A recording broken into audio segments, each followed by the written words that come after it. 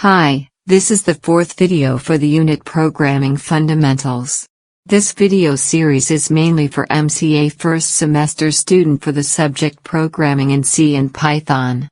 In this video I will explain the flowchart section.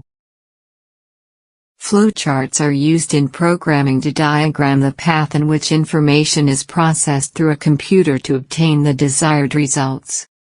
Flowchart is a graphical representation of an algorithm. It makes use of symbols that are connected among them to indicate the flow of information and processing.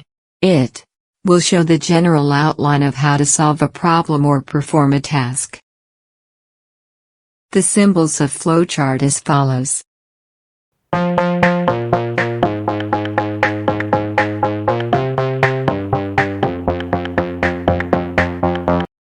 Next we can see one of the example of flowchart.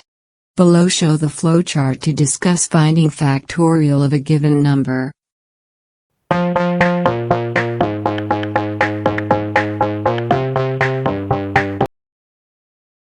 The flowchart section almost completed. The next portion of this module video series will be continued. Thank you.